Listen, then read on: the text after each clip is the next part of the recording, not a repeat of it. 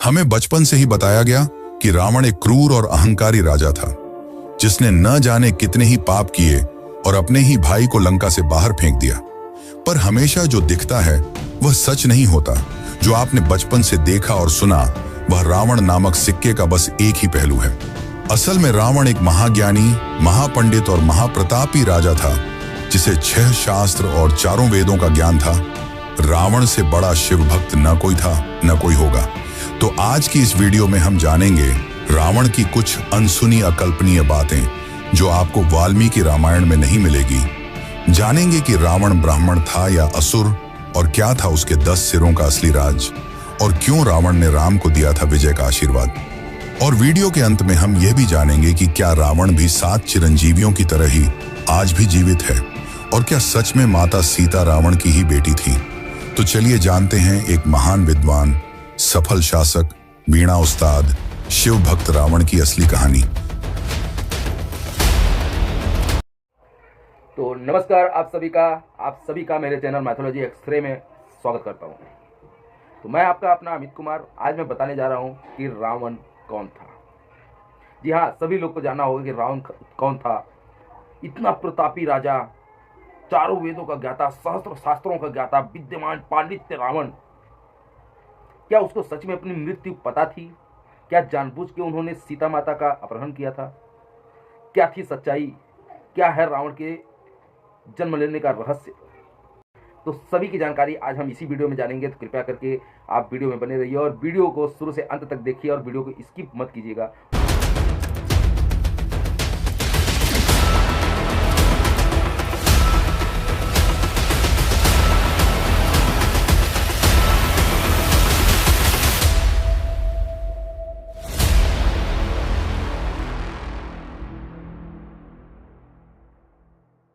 रावण अपनी शक्तियों से तीनों लोकों को जीत चुका था। उसने यम को भी हराकर काल को बंदी बना रखा था। 9 ग्रह उसके पैरों के नीचे थे। इतना ज्ञान और शक्ति होने के बावजूद रावण अहंकारी था। दरअसल रावण के पिता ऋषि विश्रवा थे, जिनसे रावण ने शास्त्रों और वेदों को सीखा, जिसके कारण उसे महाज्ञानी और महापंडित कहा जाता है।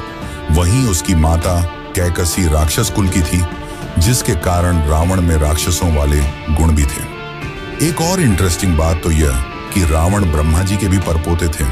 रावण के दादा ऋषि पुलस्त्य ब्रह्मा के 10 बेटों में से एक थे। रावण ने अपने दोनों भाई कुंभकर्ण और विभीषण के साथ ब्रह्मा जी की कठोर तपस्या की। उसने हजारों सालों तक तपस्या की। रावण हर 1000 वर्ष समाप्त होते ही अपना एक सिर काटकर ब्रह्मा जी को अर्पित कर देता, और अंत में जब वो अपना 10वां सिर काटने वाला था, तब ब्रह्मा जी उसकी भक्ति से प्रसन्न हुए और उसे और उसके भाइयों को वरदान मांगने को कहा।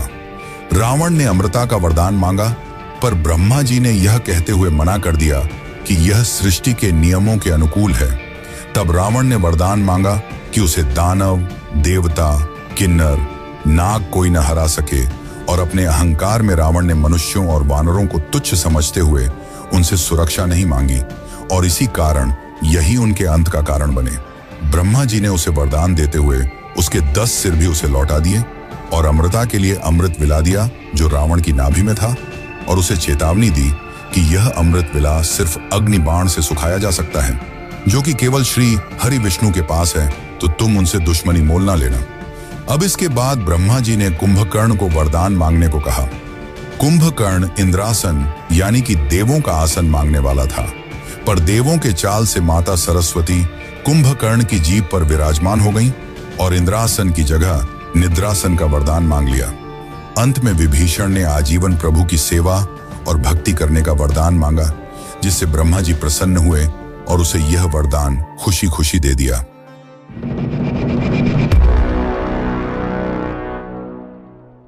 रावण शिव का बहुत बड़ा भक्त था, और एक बार शिव भक्ति में लीन रावण ने शिव को सीधे लंका ले जाने का सोचा और कैलाश पर्वत को अपनी भुजाओं से उठा लिया। और जब रावण ने ऐसा किया तो शिव क्रोधित हो उठे और अपने अंगूठे से पर्वत को दबा दिया। रावण पर्वत के नीचे दब गया और दर्द से चिल्लाने लगा। तब उसे अपनी गलती का एहसास हुआ और उसने अपनी भक्ति दिखाते हुए अपने हजारों हाथों में से एक हाथ तोड़ा और उसकी नसों से तार बनाकर उसे बजाने लगा। यही वह समय था जब रावण ने शिव को प्रसन्न करने के लिए शिव तांडव स्तोत्र लिखा था, जिसे आज भी यह दुनिया शिव को प्रसन्न करने के लिए गाती है। रावण की भक्ति से शिव प्रसन्न हुए और उसे अपनी चंद्रहास तलवार दी, और तब से ही रावण को सबसे बड़ा शिव भक्त माना जाता है।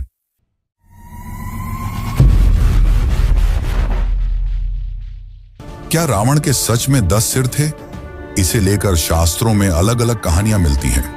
कहा जाता है कि रावण को 6 शास्त्र और 4 वेदों का संपूर्ण ज्ञान था, जिसके कारण उसे दशानन या 10 सिरों वाला कहा जाता है। वहीं दूसरी ओर कुछ जगहों पर यह लिखा मिलता है कि रावण के पिता ने उसे 9 मणि वाली एक माला दी थी, जिसके कारण रावण के 10 सिर प्रतीत होते थे। रावण के 10 सिर उसके चरित्र को दर्शाते हैं। ये 10 सिर हैं: काम, क्रोध, लोभ, मोह, मद, मत्सर्य, अहंकार, और उसके सभी सिरों को संतुलन में रखते मुख्य 3 सिर बुद्धि, मनस और चित्त।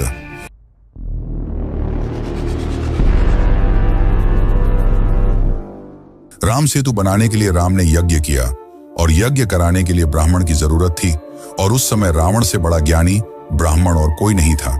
इसलिए राम ने रावण को आमंत्रण भेजा और रावण ने यज्ञ में भाग लिया। कहा जाता है कि यज्ञ में पति पत्नी को बैठना होता है, जिसके कारण रावण ने सीता माता को मुक्त कर यज्ञ में शामिल किया था। लेकिन कुछ जगहों पर यह लिखा मिलता है कि रावण ने सीता को मुक्त नहीं किया था, बल्कि उसकी एक मूर्ति बनाकर पूजा में बैठाया था। और पूजा समापन होने के बाद राम ने रावण से जीत का आशीर्वाद मांगा, और रावण ने खुशी खुशी राम को विजय का वरदान दिया। कहा जाता है कि रावण को अपनी मृत्यु का पहले से ही ज्ञान था, और उसने ही अपनी मृत्यु का जाल रचा था। पर उस सच को जानने से पहले हम रावण के जन्म की असली कहानी को जान लेते हैं।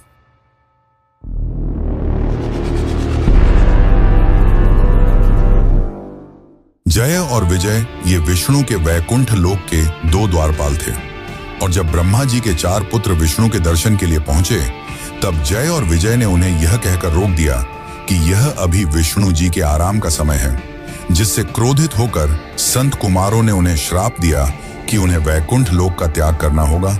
और उनके इस श्राप से विष्णु जी भी सहमत हुए और उन्हें 2 विकल्प दिए कि या तो वे पृथ्वी पर विष्णु के भक्त के रूप में 7 बार जन्म लें, या 3 बार विष्णु के दुश्मन के रूप में। विष्णु जी से जल्दी मिलने के लिए उन्होंने 3 बार उनका दुश्मन बनना स्वीकार किया। और पहले जन्म में वे हिरण्याक्ष और हिरण्यकश्यप के रूप में जन्मे।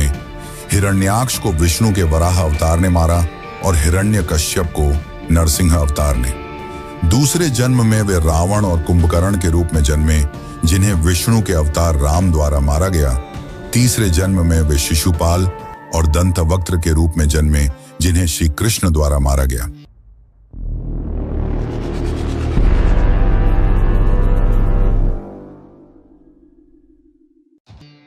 माना जाता है कि माता सीता रावण की मृत्यु का कारण बनी, पर यह पूरी तरह सच नहीं है। इसके पहले भी रावण को कई ऐसे श्राप मिले जो अंत में उसकी मृत्यु का कारण बने।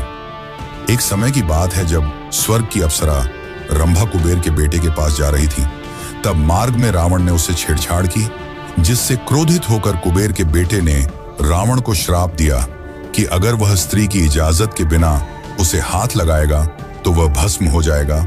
और इसी श्राप के चलते रावण ने माता सीता को हाथ नहीं लगाया।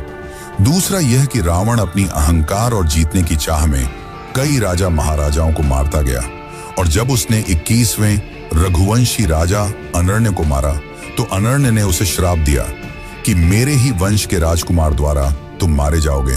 और ऐसा ही हुआ। 62वें रघुवंशी वंशज राजकुमार राम द्वारा रावण को मारा गया।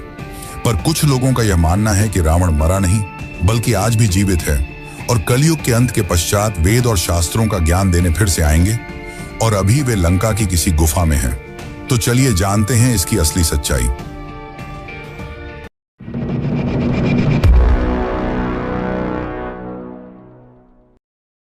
रावण तीनों लोकों को जीत चुका था और काल को भी बंदी बना लिया था, और जब वह नागलोक पहुंचा तो नागराज ने हारने से अच्छा रावण से दोस्ती कर ली, और रावण की मृत्यु के बाद नाग रावण के शरीर को ले गए और उसे जिंदा करने का प्रयास भी किया, परंतु वे असफल रहे। तब उन्होंने रावण के शरीर को सहायता और अन्य जड़ी बूटियों की मदद से ताबूत में बंद कर दिया और लंका की किसी गुफा में सुरक्षित रख दिया। और माना जाता है कि रावण कलयुग के अंत में फिर आएंगे। आज तक कई लोगों ने इस गुफा तक पहुंचने की कोशिश की है, पर उनका मानना है कि जब वे गुफा के पास पहुंचते हैं तो मौसम बिगड़ने लगता है, पेड़ पौधे अपनी जगह बदल लेते हैं और जानवर खून खराबे पर उतारू हो जाते हैं, जिसके कारण वहां पहुंचना असंभव हो जाता है। पर इस कथा के विपरीत कुछ लोगों का यह मानना है कि रावण की मृत्यु के बाद विभीषण ने पूरे रीति रिवाज से उनका अंतिम संस्कार किया था।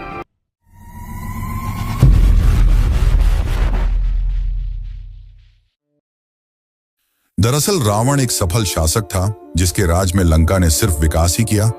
रावण ने कई ग्रंथ और आयुर्वेदिक पुस्तकें लिखी, उसने रावण संहिता भी लिखी, पर माना जाता है कि रावण को भविष्य के दुखों का ज्ञान था और वह अपने कुल को इस दुख में नहीं देखना चाहता था, जिसके कारण रावण ने खुद जानबूझकर सीता का अपहरण किया ताकि श्री हरि विष्णु के अवतार द्वारा उनका और उनके कुल का उद्धार हो सके और सभी को मुक्ति मिल जाए।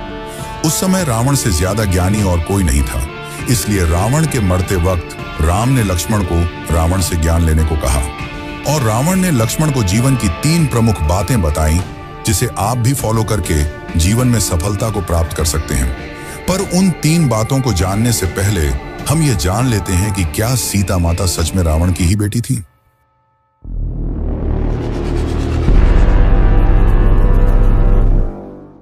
रामायण के जैन वर्जन में हमें यह कहानी देखने को मिलती है जिसके अनुसार सीता रावण की बेटी थी।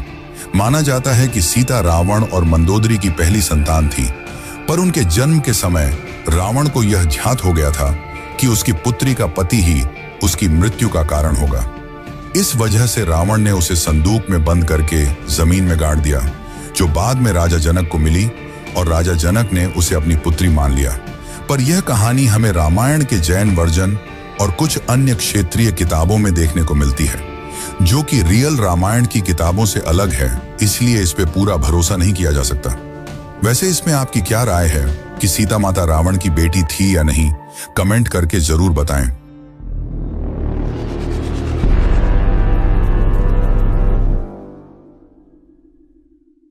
अब हम वह 3 बातें जान लेते हैं जो रावण ने लक्ष्मण को बताई, जिसे आपको भी अपने जीवन में उतारना चाहिए ताकि आप भी एक सफल इंसान बन सकें।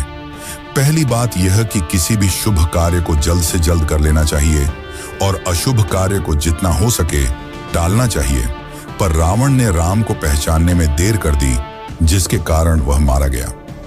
दूसरी बात यह कि अपने दुश्मनों को कभी कम नहीं समझना चाहिए, लेकिन रावण ने जब वरदान मांगा तो अपने अहंकार में उसने मनुष्यों और वानरों को तुच्छ समझते हुए उनसे सुरक्षा नहीं मांगी और वही उनकी मृत्यु का कारण बने। तीसरी बात यह कि अपने जीवन के रहस्य किसी को नहीं बताना चाहिए। रावण यहां भी चूक गया।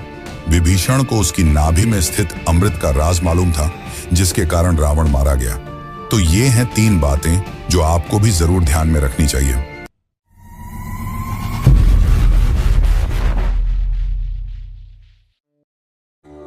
रावण सिर्फ एक राक्षस नहीं था। माना कि उसने लंका अपने ही बड़े भाई कुबेर से छीन ली थी, पर फिर भी रावण के काल में लंका ने सिर्फ विकास ही देखा है, जिसके कारण आज भी लंका और भारत की कई जगहों पर रावण के मंदिर उपस्थित हैं और उसे आज भी पूजा जाता है। रावण एक महान चिकित्सक और आयुर्वेदाचार्य भी थे और उन्हें भविष्य की बीमारियों का पहले से ज्ञान था और इसी वजह से उन्होंने आयुर्वेद पर 7 पुस्तकें लिखी। रावण जैसा न कोई था न कोई होगा। रावण की शिव भक्ति ने शिव को भी प्रभावित कर दिया। तो ये थी महाज्ञानी महापंडित रावण की असली कहानी, जिसकी जिंदगी का बस आपको एक ही पहलू मालूम था, जिस जीवन का अंत प्रभु श्री राम ने किया। और अगर आपको वीडियो से कुछ नया जानने और सीखने को मिला हो तो कमेंट में जय श्री राम जरूर लिखें। धन्यवाद।